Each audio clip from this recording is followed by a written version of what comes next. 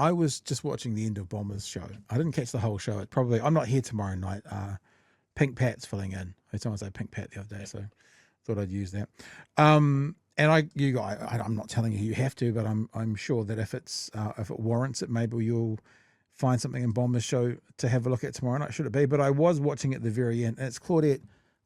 Is it Hawiti, the journalist? Mm-hmm. Bomber just asked her at the very end of the conversation if she thought Trump deserved the Nobel Peace Prize. Yeah, the thing is, right, the Greens have said he doesn't have any claim to being the reason for the peace, but whether he is or he isn't, he now would have to keep his nose clean for 365 days to be thought about to be nominated next year. Can anyone imagine that happening? Trump he's invading his own cities with military at the moment. I even if this did happen, if it went from a ceasefire to a lasting peace, and the lasting peace being till at least 365 days, all of the things, all of the balls that would need to be juggled, all the plates that are spinning right now, I don't see how they stay up in the air for 365 days for him to even be thought about it. If some people out there give him credit for this, Chewie. If the Nobel people don't have a rule in their criteria that just says, like, eliminate the candidate if they have waged an offensive military action in the last 24 months. Just, like, you can't get, like, Obama shouldn't have got a peace prize as well. He did nothing. You've waged a war. You've had a campaign of drone strikes. You have, you've called in airstrikes on boats and just told us that it's drug dealers, and you're posturing to invade Venezuela for some reason. You bombed Iran, for God's sake. You sent missiles into Iran. Peace prize. You're supplying a country that is currently doing a great big genocide. No peace prize for you, my friend. Yeah, I mean, I do agree with you, for obvious reasons. You giant, fragile man baby. Yeah, no. But what you've just said is Obama shouldn't have got one. I agree with you. That means an amount of it is political. Shouldn't get one. Won't get one. Another question. Henry Kissinger, one of modern history's most evil men, got a Nobel Peace Prize. So maybe this is my naivete of going, the Nobel Peace Prize should go to peaceful people. And historically it hasn't. They possibly would have given one to Hitler, because when he topped himself, that's kind of stopped the war. So Hitler is responsible for stopping a war. So maybe it'll go with that other thing that Trump wants, the Time Person of the Year. Hitler got that as well. Yeah. Although in Time's defense, they never say it's recognition for good things. They just say have had an impact on the world, and you can't argue that, can you? When it comes to little H man. So let's have a look at this. I've only caught the first 30 seconds of Claudette's response, but it was a pretty good response. So I thought, let's just watch this, not quite live, and we'll cut out at some stage and then move on with the show. So, should Donald Trump get the Nobel Peace Prize? Claudette, does Donald deserve the Nobel Peace Prize? Ka hore. At no level, in no way, in any way, shape or form.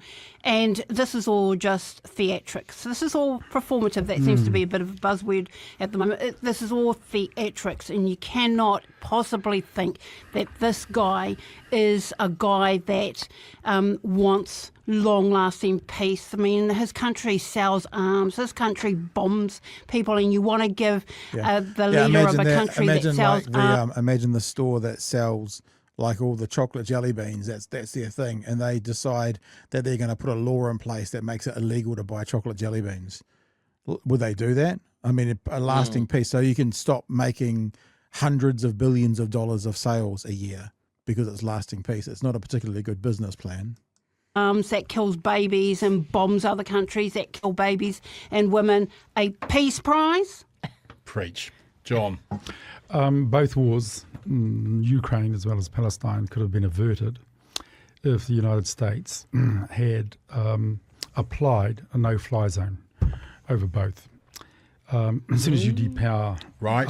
either drones or Yeah. or air power, you've now got... That's interesting. I've never thought of a no-fly zone involving drones. Like when I think no-fly zone, I think, planes and helicopters, but I've never considered in this modern, I mean, we saw Ukraine fight back against Russia by spending a few $1,000s on drones that did hundreds of millions of dollars with damages to their planes, but no-fly zone includes drones. That's interesting. Interesting thought. I wonder if you could do that. I mean, would a drone going at 100 feet off the ground even be picked up to know that you were in a fly zone? So yeah, this is something that's been suggested before, that a lot of the damage off the front line in Ukraine to civilian population centers and their energy infrastructure and that sort of thing, they've been hit with long-range drones, hypersonic missiles launched by bombers, all of that sort of stuff. And the suggestion quite often comes up of like, well, if NATO or the US and NATO enforced a no-fly zone of both parties, so Ukraine can't take their fighters up either, then that just takes some of the heat out and takes the civilians mostly out of the firing line there. Do missiles are missiles included in a no-fly zone? Like if it's a no-fly zone, are you allowed? So nothing can fly. Missiles can't fly either. Yeah, and it would be one of those things that would take some of Ukraine's punch away as well. Like they couldn't be doing their deep strikes on Russian energy infrastructure, fuel reserves, and that sort of thing. But when you're sitting there going, well, here's the choice. We can just fight on the front line and know that our cities aren't getting hit by missiles we can't touch. Yeah. And that we're not dealing with night after night of, thousands of these drones coming in and hitting apartment buildings. Well, then that's a trade we're willing to make. It's actually a really interesting point how a no-fly zone would massively protect civilians. Because as you're saying, the only way you get to the civilians who are 100 kilometers behind the front line is via the air. So a no-fly zone can be really aggressively protective of civilians. I can see that. Should we just hear a bit more from Mr. Tamiheri? I don't, like I said, I haven't pre-upped this. We'll see where it comes out. We'll come out of it naturally. Ugly little contest on the ground, where people then start to become, the equilibrium starts to kick in. They refused to do that. The Yanks then started to fund both wars by delivering armaments. Right. They then did a dirty deal with Ukraine to take their ores. Yeah. Here into eternity, Yeah. to pay for what they're providing Ukraine, right? So the Yanks are always going to make money out of the rebuild. So I just want to posit that and put it out there because it's a fact. Second issue I want to raise about Gaza and Palestine is what does peace look like to Gazans and Palestinians? Yeah. That we're not being shot and bombed every day? Yeah. Is that the end of it? What is our life? What is our look? What does it look like in terms of being in the largest prison without barbed wire around me? Right. But now I am totally controlled by whoever. I'm not allowed to elect whoever I want. They're slaves. Yeah. So this peace deal is enslaved the Palestinian peoples. I just find it reprehensible, and that answers the question as to why Nobel Prize is a pointless conversation. All right. I saw, in fact, it was on Blue Sky today. I watched some Owen Jones today. Do you know much about Owen Jones? I don't really know too much about him. A journalist, not a lot. Doing a lot. I watched one of his pieces today, and it was basically about it was a follow up, I think, to this tweet that he did. Hang on, let me give credit. Chaz messaged this or tagged me into this or answered one of the things on Blue Sky. This is Israel's defense minister declaring that Israel will resume its military onslaught against Gaza once the Israeli hostages are returned. Israel's great challenge after the phase of returning the hostages will be the destruction of all of Hamas's terror tunnels in Gaza. They speak like 3-year-olds. You've got to meet alliteration. You don't have to say terror tunnels. Good Lord. It's as dumb as Trump. Directly by the IDF. That's what I was saying earlier. So they want the IDF go in and blow up the tunnels, because that's a trustworthy group of people to get in there and do the right thing. And through the international mechanism to be established under the leadership and supervision of the US, this is the primary significance of implementing the agreed upon principle of demilitarizing Gaza and neutralizing Hamas of its weapons. I have instructed the IDF to prepare for carrying out the mission. Does that sound like peace? That's the Israeli defense minister. Does that sound like peace? No, there is a benefit to Israel for this pause, and it's twofold. It's the obvious thing that they can turn around to their population and go, look, see, we did bring the hostages back. Actually, as an aside, I saw it mentioned, I must admit I haven't looked into this, that most of the living hostages that were handed over were captured IDF soldiers. All right. I haven't seen that. It's not really, there's not being a distinction made about necessarily when or where these hostages have been captured. They're not necessarily in the lot that was captured on October 7th. So yeah, the first thing is the government can sort of declare victory and said, we said we were going in to get the hostages and now we have. But the other part is to consider that the IDF has been engaging in house to house, street to street, quite high intensity operations now for over 2 years. Yeah. You have a lot of worn out equipment and worn out soldiers. What a great time to rest, rearm and refit and reposition for your next actions. And the reports coming out of Israel at the moment about some of the IDF soldiers, and let's take one step away from what we think of the IDF and think of 18-year-old boys have the mental health situation, suicide, all these things through the roof once they get back from what they've seen and what they've been involved with. And like, if we can be human beings for a second, you can kind of understand that. Doesn't mean their actions whilst they're over, in the war zone, the Gaza zone, the kill zone, are any good. But the Israelis don't want this to continue on either, for other reasons. But they still don't. No one does. The Owen Jones piece, we won't play it. I haven't queued anything up. I watched 3/4 of it today. It's only for 15 minutes. Israel violates ceasefire and threatens more genocide. Actually, I'll just give you the first 60 seconds. If you don't know who Owen Jones is, I'm going to contact him, see if we can get him on. Just have a quick listen. Israel's threatening to resume the genocide against the Palestinian people, even as the bereaved and traumatized and starved people of Gaza sift through the rubble of their destroyed territory to find the bodies of their loved ones. Israel-backed gangs linked to ISIS are attempting to foster violent chaos, and there are reports that Israel has already broken the ceasefire. He talks about the tanks shooting that you mentioned last night after the ceasefire. The absolute shameless racism which has defined this genocide. Let's start with Benjamin Netanyahu, the Israeli prime minister, with an arrest warrant issued against him by the international. He's very good. He's very good. He's well worth a watch. And he has his everything lined up. There you go. This is from the defense secretary, and he shows the piece of, is that it there? Oh, this is he talks about the soldiers and what they're doing and what actually is happening after the ceasefire. Actually, have a listen to this 30 seconds. During the last so-called ceasefire. Now, even when the ceasefire was supposedly being agreed, as the brilliant Dropsite News report, Israeli soldiers celebrated it by launching an arson spree in Gaza, burning down civilian infrastructure, including an essential sanitation plant in Gaza City. They note testimonies of Israeli soldiers collected earlier this year by the Israeli journalist Yuval Abraham, such as one explaining, every Arab house we entered had olive oil. We poured the oil on the sofas, on anything flammable in the apartment, and then we ignited it or threw in a smoke grenade. This was a common practice. So, that's who we're dealing with. So go check it out. Owen Jones, Israel violates ceasefire and threatens more genocide. So I know I said this last night. I'm eternally optimistic. And the reason I'm optimistic is for the innocents in Gaza. I acknowledge that there are innocents in Israel and there are the people who will see from it, but the people who are the most vulnerable at the moment, the people who are 1,000,000 times over more likely to suffer harm from this, are people who are currently refugees in their own country, about to have to clean up more rubble than there was in Hiroshima and Nagasaki.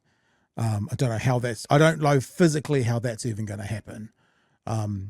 So I hope with everything in me, if I had more than 10 fingers, I'd cross as many as I could that this could lead somewhere, but I'm not confident.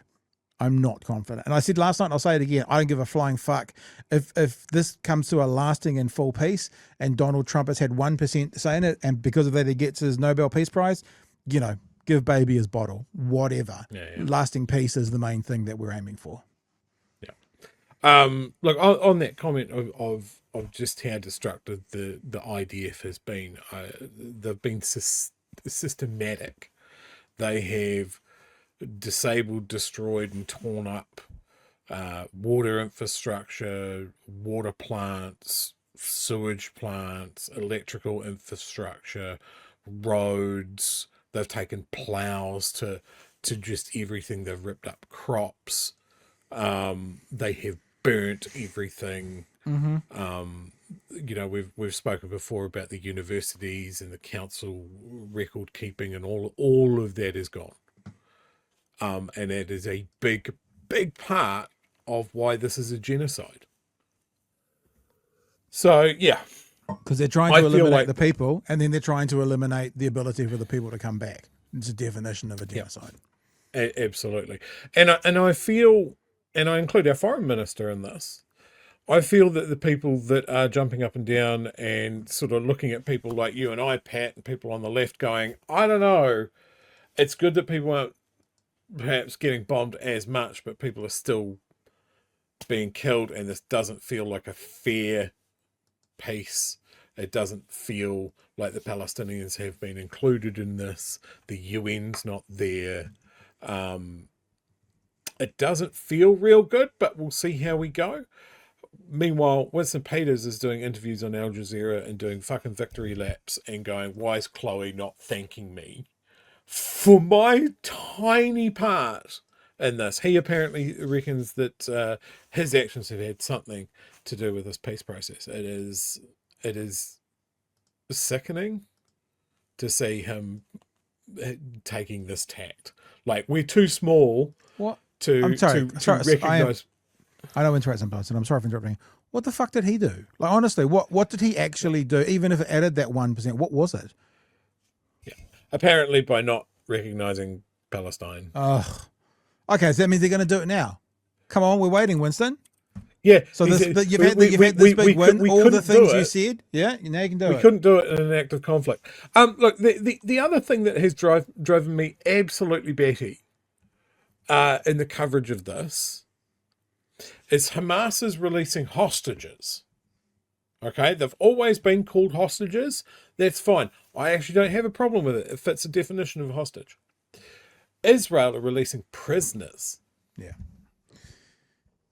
2,000 prisoners. That Owen Jones talks about as well. Yeah.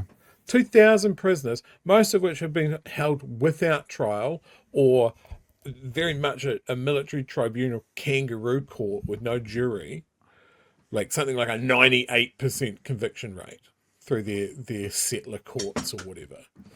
And there's been no, like, I saw a clip of one of these prisoners or hostages that the Israelis have released, getting to meet his child, who was a little girl when he went into prison.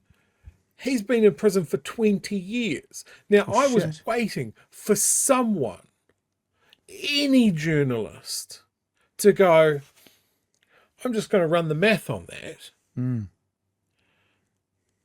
October 7th, and then we go back further 18, 17 years.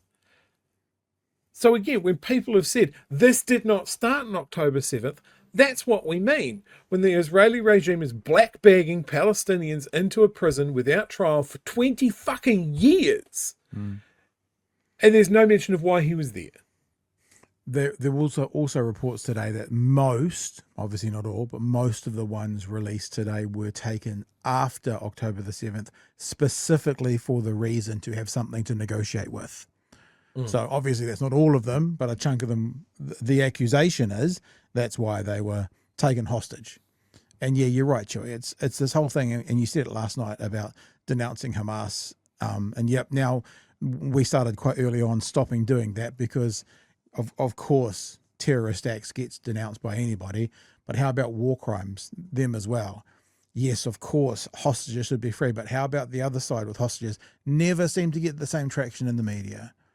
Like really only smaller independent commentators, people on social media with knowledge, people like Mehdi Hassan, who's obviously not small, but, is not mainstream media, were the only people that were ever really talking about not just these 2,000, but I believe the number was 11,000 hostages that Israel currently has out of Gaza in prisons with no trial or charge. Chewie. When I see New Zealand outlets like Stuff and RNZ just repeating this language that is overseas, they've got to know better than this. Words are important. Yeah. And I think when it's something like this, where it's like, okay, Hamas aren't necessarily the good guys, but let's put this into fucking perspective. People are allowed to defend themselves. People are allowed to resist an occupation force. And then our good guys, the West's good guys, are they actually behaving like the white-hatted sheriff in a cowboy movie? Or are they questionable as well? Why don't we have the mental flexibility to actually just look at this and go, fuck, it's pretty strange that Israel has so many Palestinian prisoners on charges that we can't see, that didn't go through any civilian court. And even if they went through a civilian court, they're Palestinian. Why are they going through an Israeli court? These are the conversations that we need to be having, that our media need to be doing a much better job of going, hey, look, let's put Israel, Palestine, the two-state solution under a microscope so we can actually understand who is doing bad shit or what bad shit is happening. Because at the moment, there's a big chunk of the population that is just cheerleading their favorite team with no sort of objective analysis. It is really that tribal team thing. It doesn't matter how bad your team is. It doesn't matter if they've become bottom of the table for the last 6 years. You're still, hello Warriors fans, you still go for them no matter what. And it's the same thing. It doesn't matter what war crimes they commit. It doesn't matter how many children. We just go for them no matter what. It is really that sports team tribal nature coming out for no reason, because you happen to be born on this piece of ground that people before you had been born on and people after you will be as well, but only purely because of the idea that that's where you were born, then this is my team, they can do no wrong. It's pretty gross.